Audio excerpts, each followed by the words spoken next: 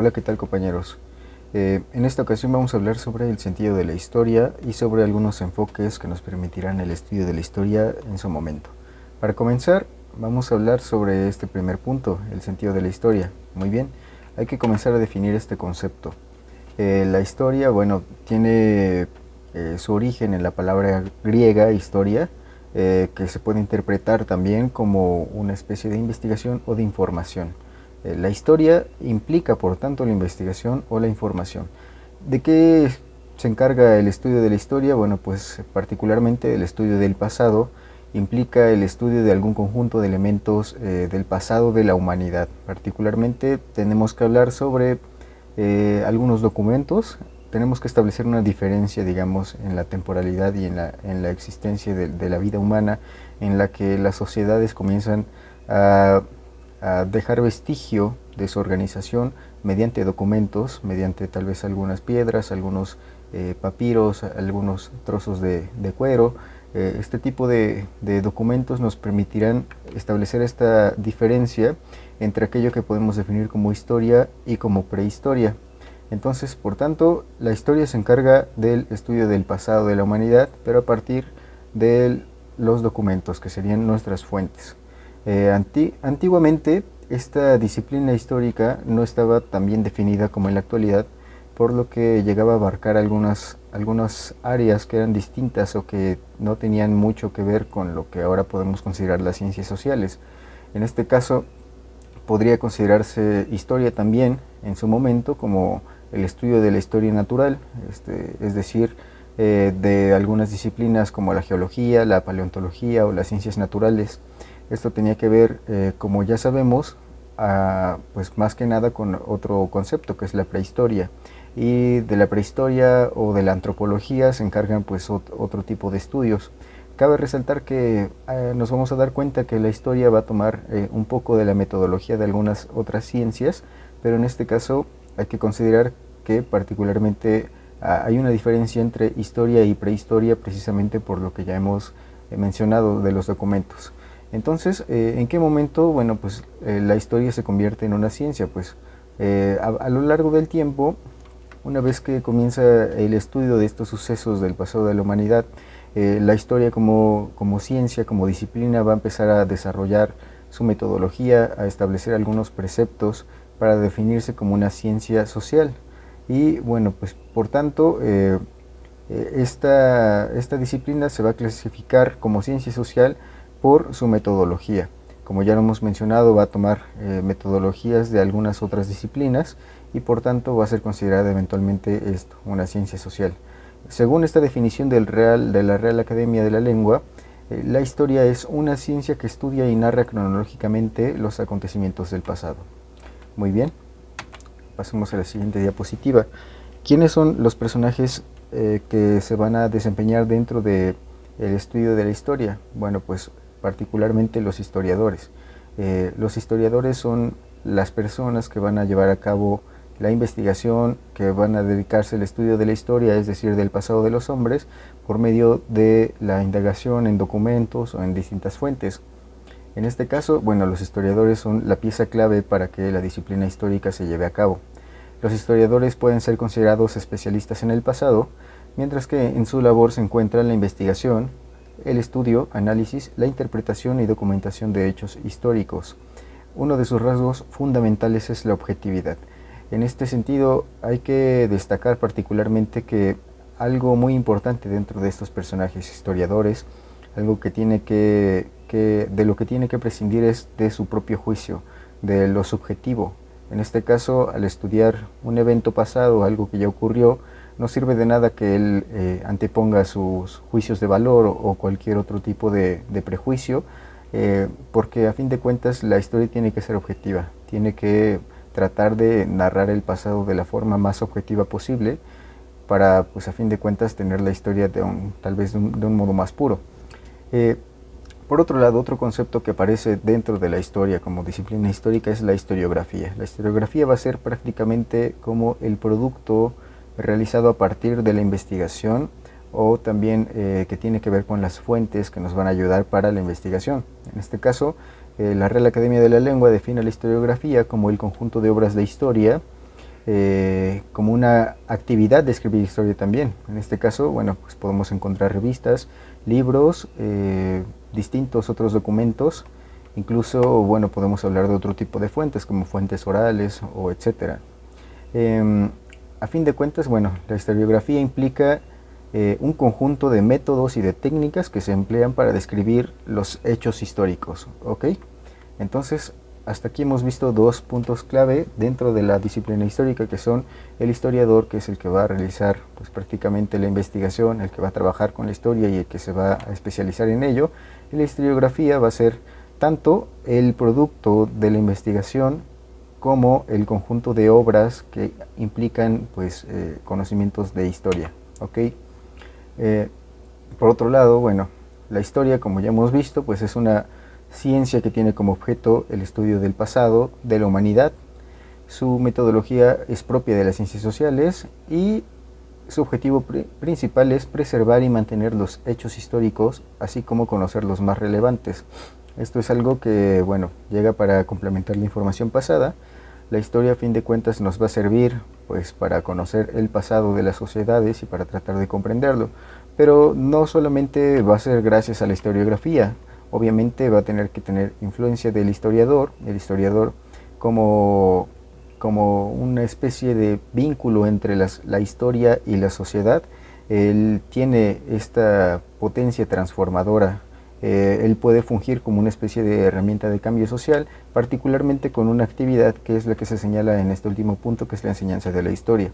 La enseñanza de la historia implica proporcionar conocimiento racional y crítico del pasado de la humanidad con el fin de que los individuos y la sociedad comprendan su presente. En otras palabras, por medio de la enseñanza de la historia, lo que el historiador trata de crear en las personas o en su sociedad es la adquisición de una conciencia social o de una conciencia histórica que les permita comprender su realidad, su contexto y comprender cómo funcionan tal vez algunas dinámicas sociales, tal vez para ayudarlos dentro de su vida cotidiana, dentro de su vida política, económica o etcétera.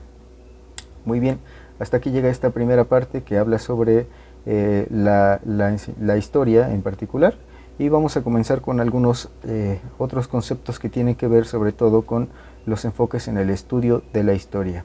¿Ok? Para este caso, bueno, vamos a estudiar solamente estos cinco enfoques que son algunos de los más relevantes a escala histórica tal vez. Estos enfoques, bueno, pues han surgido en distintas épocas, tienen distintas tendencias y algunos se van a oponer entre sí. Es importante que destaquemos que no son tal vez los únicos, sino que vamos a encontrar mucha más información. Probablemente sea necesario que ustedes traten de complementar esta información. Sin embargo, bueno, para los fines de esta clase vamos a tocar estos primeros 5 enfoques históricos, ¿ok? Para comenzar, el positivismo. El positivismo, bueno, de hecho, al principio de cada título les voy a mostrar una pequeña definición que ustedes tal vez pueden encontrar en algún diccionario, que define pues en qué se basa prácticamente cada enfoque, ¿ok? Así que, bueno, esta definición del positivismo lo señala como una doctrina que basa el conocimiento solo en la experiencia y rechaza cualquier concepto absoluto o universal. ¿Ok? Desde aquí ya tenemos un panorama, nos imaginamos más o menos de qué trata. ¿Ok?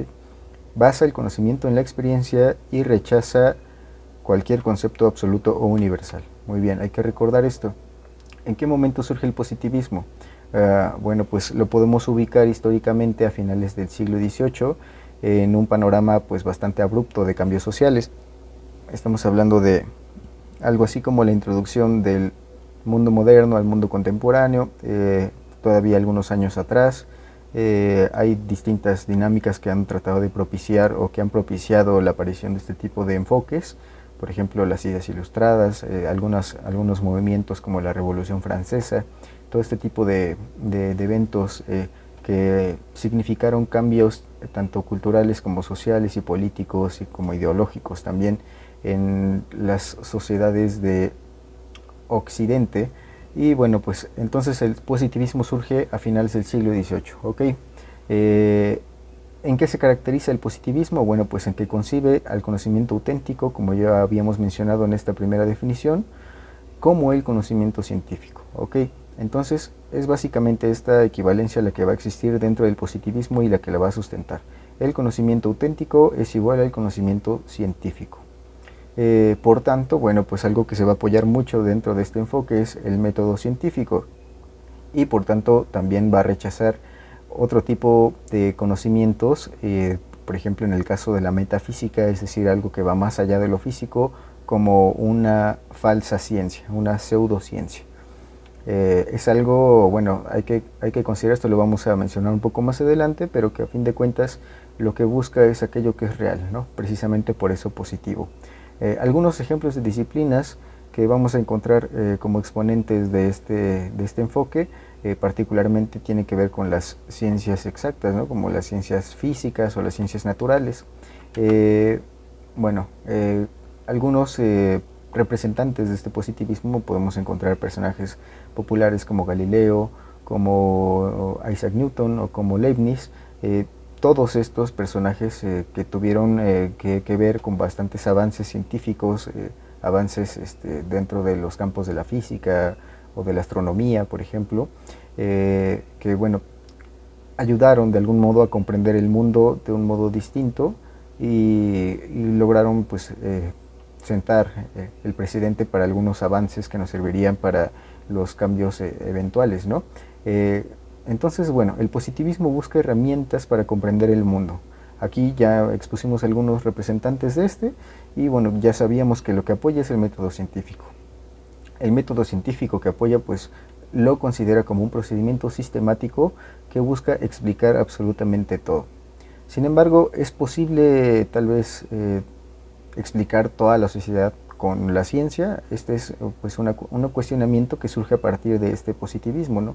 El positivismo, cabe mencionar que va a intentar explicar pues, prácticamente todo mediante la ciencia, pero va a ser algo muy complicado, ¿ok?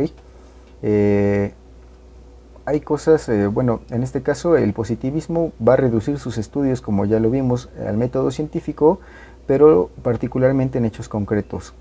Esto mediante algunos puntos clave que va a permitirse llevar a cabo mediante este método. En este caso estaría el punto de la observación, la experimentación, la medición y la clasificación. Esto obviamente con objetos tangibles o tal vez con algo que pueda ser comprobable. Por tanto, el positivismo se refiere particularmente a lo positivo que sí existe. En este sentido, cree en lo que existe, en lo positivo. Lo negativo, por tanto, sería aquello que pues no puede comprobarse su existencia. ¿Ok? Algo intangible, quizá algo más complejo. ¿Quién es algunos de los personajes más importantes? Particularmente Augusto Comte, es el mayor representante del enfoque positivista. Augusto Comte, al ser el mayor representante, creo, bueno, sus ideas son las que más van a representar este movimiento. Entonces, por tanto, es importante estudiarlo a él. Augusto Comte cree que hay una constante en las sociedades que puede servir para que el positivismo las estudie y las explique, ¿no? Si aquí atrás nos preguntamos, ¿es posible explicar la sociedad con la ciencia? Augusto Comte dice, yo creo que sí, porque hay una constante en las sociedades. ¿Y cuál es esa constante? Pues que todas las sociedades tienden a cambiar, tienden a un cambio histórico y a un cambio en materia de progreso. Entonces, por medio de esta premisa, él va a tratar pues, de desarrollar algunos estudios que tenga que ver ya con la sociedad, pero que van a estar enmarcados en este enfoque positivista. Augusto Comte, por su parte, bueno, él considera que las sociedades tienen que transitar por 3 estados sociales, algo que él denomina 3 estados sociales, y entre los cuales vamos a encontrar el estado teológico, el metafísico y el positivo. ¿Ok? Por otro lado, bueno, pues Augusto Comte cree que el Estado y la ciencia deben fusionarse para impulsar el orden positivo y científico. Además, él considera que es importante mencionar como una de las premisas del positivismo que deben llevar orden y calma, porque el orden y calma van a conllevar al progreso. También por su parte, bueno, pues Augusto Comte cree que la ciencia es capaz de controlar lo impredecible y digamos que su mantra o su frase dentro del movimiento positivista es amor, orden y progreso. Es importante mencionar que todas estas ideas eventualmente van a permear dentro de otras sociedades. En el caso de México, por ejemplo, cuando hablamos del positivismo lo podemos enmarcar en la etapa del porfiriato. Esto pues después del México independiente, antes del México revolucionario, una etapa en la que hay bastantes avances tecnológicos, por ejemplo el establecimiento de las vías férreas, de las redes telefónicas y bueno, particularmente una ideología positivista que conserva los estatutos de orden y calma, no, perdón, de orden y progreso, aunque en el caso de México hubo una especie de adaptación distinta, ya que el gobierno porfirista particularmente se caracterizó por haber hecho uso de tal vez la fuerza y por tanto el amor pues no quedó enmarcado en este contexto. Sin embargo, bueno, algo que rescatar es que esto es algo que va a permear. Volviendo un poco a los tres estados sociales que Augusto Comte menciona, él considera que las sociedades son como una especie de niños que van a estar transitando por distintas etapas, ¿no? Distintas etapas de crecimiento y de madurez. En el estado teológico, las sociedades tal vez bueno, como correspondientes a un modelo teocrático en el que Dios es el centro del universo, van a considerar pues prácticamente creer en todo aquello que se les inculca, ¿no? Particularmente la creencia de cosas que no son comprobables. Conceptos que no son comprobables, en este caso particularmente el mismo concepto de Dios. En el caso de la siguiente evolución, que sería el estado social metafísico, Augusto Comte se refiere particularmente a que hay una transición en la que las sociedades van a comenzar a poner un poco en duda estos conocimientos que les han sido inculcados, estos conocimientos de corte teológico, pero todavía van a llevar a cabo pues algunos actos tradicionales, algunos actos rituales quizá, y no se van a desprender por completo de esto, sino hasta el estado positivo, en el cual simplemente van a dudar prácticamente de la mayoría de las cosas, siempre y cuando sea algo que no se puede comprobar, ¿no? Esto tiene que ver, como ya habíamos visto, con la metodología científica, tiene que ver con este método científico, la observación, la experimentación, medición y clasificación, y a fin de cuentas todo esto, bueno, pues es aquello que da raíz al positivismo. Muy bien, por otro lado, tenemos al estructuralismo. El estructuralismo, este es otro enfoque, bueno, particularmente lo podemos definir como una teoría, en este caso teoría científica que está basada en la consideración de un conjunto de datos como estructura o sistema de interrelación. ¿A qué se refiere con estructura? Bueno, pues una estructura se puede considerar en este aspecto como un conjunto de elementos que se interconectan y que son interdependientes, por tanto, que se van a dar significado entre sí, es decir, que son necesarios el uno del otro para tener un significado. En este caso, bueno, pues el estructuralismo particularmente se aplica a los estudios lingüísticos, estudia las estructuras que confieren significados dentro de una cultura, pero como ya mencioné, especialmente en la antropología y la lingüística. El estructuralismo es uno de los métodos más utilizados para analizar el lenguaje, la cultura y la sociedad, esto a partir de la segunda mitad del siglo XX. Okay, este es el momento en el que, bueno, pues va a tener su mayor aplicación. Bueno, por otra parte, bueno, este estructuralismo, como ya habíamos mencionado en la segunda mitad del siglo XX, bueno, pues es un movimiento cultural de este mismo siglo, se desarrolla particularmente en Europa y, bueno, pues de hecho va a tomar como modelo en sus estudios las ciencias exactas para aplicarlas en las estructuras lógicas, en análisis de pensamiento y en el comportamiento humano. ¿Okay? Uno de sus mayores representantes, o tal vez personas que lograron abonar bastante a esta teoría, bueno, pues es Jean Piaget. Él aplica el estructuralismo como un método de investigación basado en el concepto de totalidad, autorregulación y transformación común. También, por otra parte, el estructuralismo no solo se aplica en estos en estas disciplinas, en estas ciencias exactas, o tal vez no solo en la antropología ni en la lingüística, sino que se va a aplicar en otras disciplinas como la física, la biología, la psicología, la filosofía, la historia también, otras disciplinas, y a fin de cuentas, bueno, ¿qué es aquello que va a buscar? Pues va a buscar la relación de las estructuras para explicar un sistema. Muy bien. Como enfoque filosófico, el estructuralismo busca las estructuras a través de las cuales se produce el significado dentro de una cultura. Esto es algo que ya habíamos mencionado, ¿ok?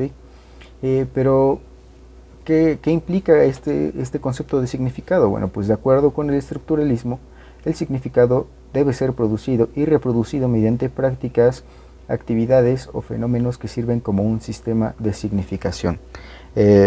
Suena bastante complejo, bueno, pero al fin de cuentas vamos a encontrar que ese estructuralismo se puede aplicar en algunos ejemplos muy básicos. Por ejemplo, la preparación de una comida, tal vez algunos rituales de comida como servir la cena, servir los platos, tal vez preparar la mesa, algunos rituales religiosos como tal vez algunas ceremonias como misas, como reuniones, ceremonias tal vez civiles también, formas de entretenimiento como por ejemplo algunos juegos como el básquetbol, el fútbol o tal vez otro tipo de actividades que a fin de cuentas van a contar con un sistema por medio del cual una estructura va a dar un significado, ¿ok?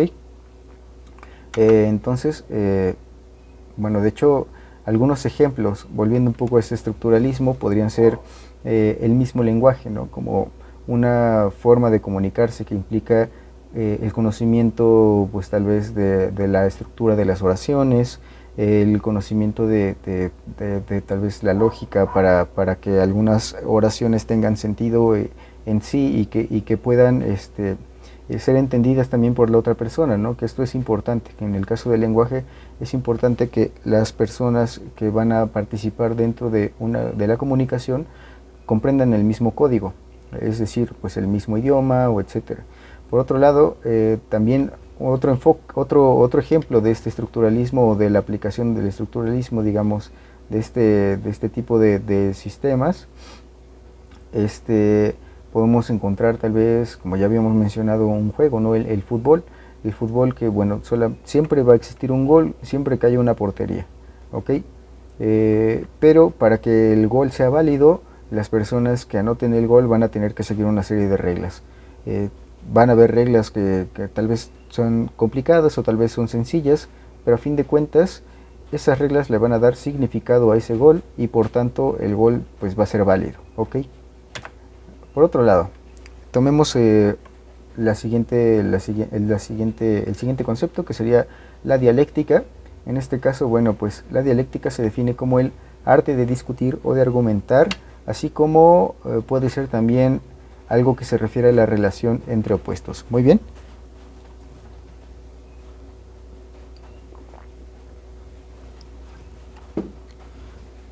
Pues la dialéctica es una disciplina que se conoce como el arte del diálogo.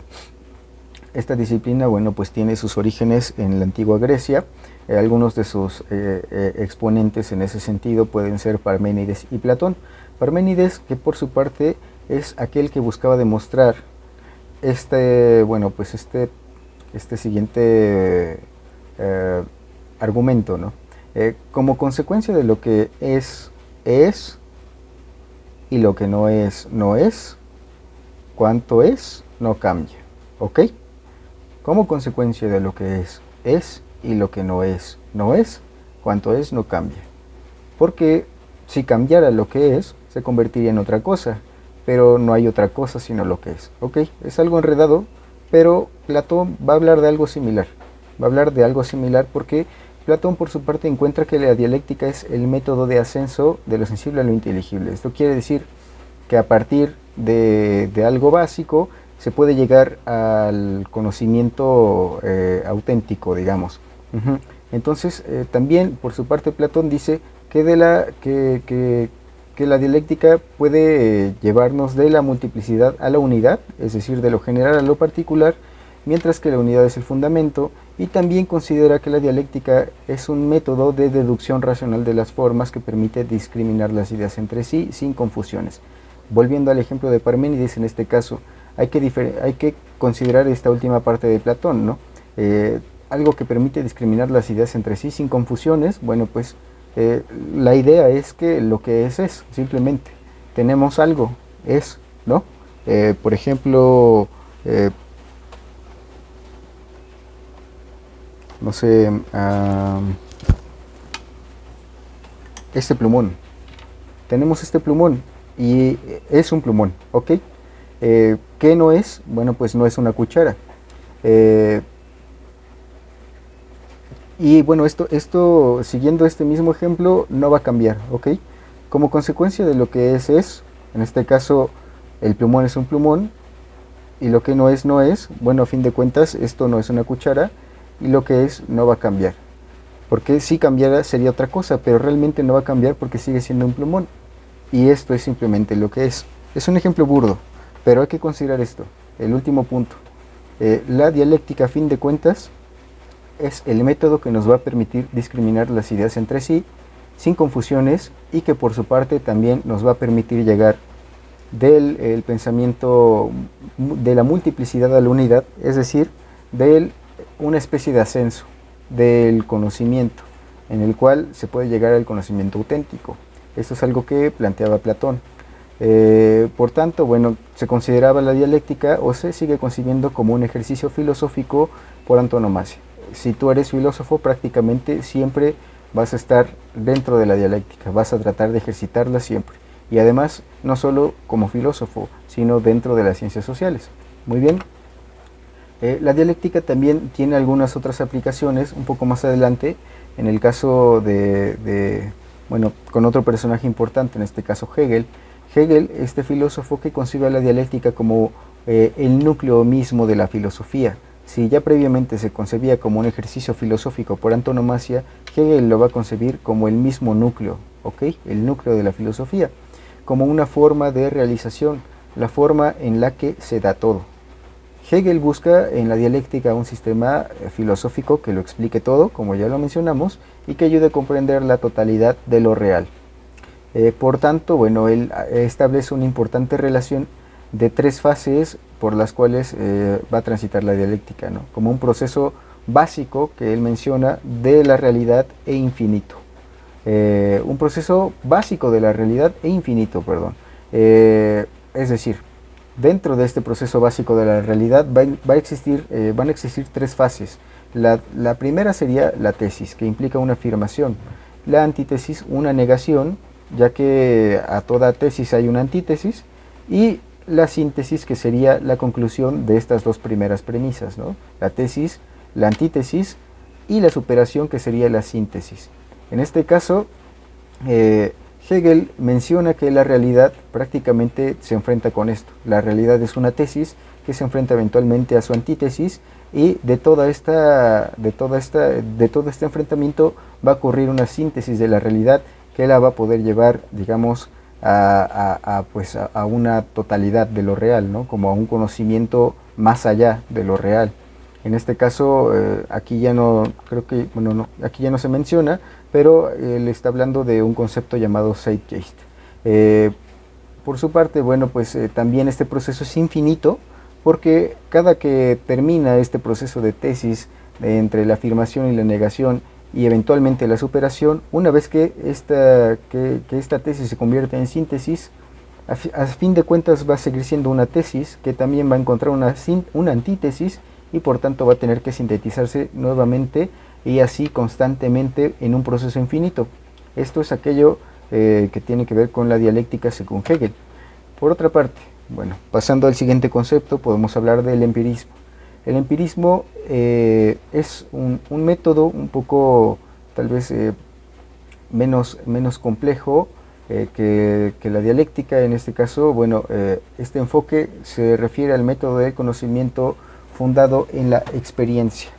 En este caso, bueno, pues, así como su nombre lo dice, la experiencia, bueno, el empirismo es una corriente filosófica que mantiene la idea de que la experiencia es el punto de partida o principio del conocimiento, de manera que se centra o puntualiza los sentidos como ruta de aprendizaje para el ser humano. Ok, el empirismo va a estar relacionado con los sentidos prácticamente, con la experiencia a través de los sentidos. ¿En qué momento surge el empirismo? Bueno, pues entre los siglos XVII y XVIII en Inglaterra particularmente. Como tal, bueno, de hecho en este caso el empirismo como tesis puede encontrar una antítesis en el racionalismo, que es aquello a lo que se opone tajantemente. Por otro lado, bueno, pues el empirismo es de gran influencia para otros pensamientos contemporáneos y se caracteriza por esto que ya mencionamos, ¿no? Que sostiene y niega que la verdad absoluta sea algo posible para el humano y niega el conocimiento conseguido a través del método científico. ¿Ok? Ya que el empirismo menciona que va a obtener el conocimiento a través de la experiencia mediante los sentidos humanos, los sentidos son algo limitados. Por eso este último punto. Por eso el empirismo sostiene y niega que la verdad absoluta es algo posible para el ser humano, porque los sentidos realmente tienen limitantes. Los sentidos nunca van a llevar a una verdad absoluta y por tanto no se puede, ¿no? El empirismo va a negar esto.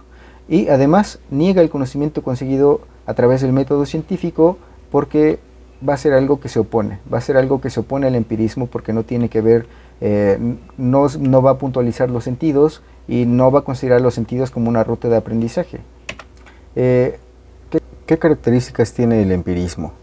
Bueno, pues el empirismo, como ya hemos visto, es un conocimiento subjetivo, porque va a depender pues, de aquello que tiene que ver con las experiencias humanas, tiene que ver con aquello que van a sentir, que van a experimentar, y por tanto va a ser algo que va a estar limitado. Entonces, es primero un conocimiento subjetivo. El empirismo es un conocimiento subjetivo que está basado en la experiencia de un individuo y su percepción de la realidad.